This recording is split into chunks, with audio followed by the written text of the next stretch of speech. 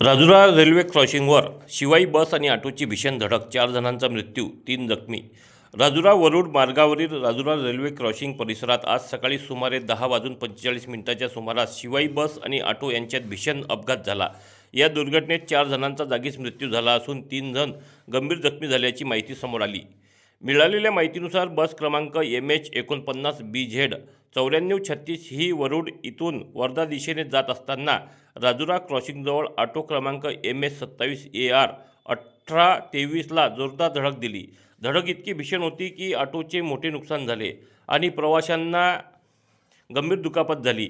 या अपघातात मृत्यू झालेल्यांमध्ये ऑटो चालक कैलाश घनश्याम नागदिवे वय 42 वर्ष राहणार वाडेगाव, चिंतामण सदाशिव नागदिवे वय 46 वर्ष राहणार वाडेगाव, कुमारी माई प्रवीण मंगलकर वय 13 राहणार वाडेगाव तसेच हरिभाऊ दौलत शिंदे वय 83 राहणार जरूड यांचा समावेश आहे.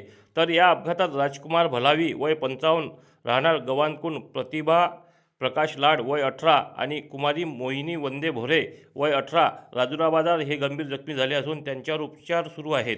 या घटनेमुळे परिसरात मोठी खळबळ उडाली असून पोलिसांनी घटनास्थळी धाव घेत तपास सुरू केला आहे.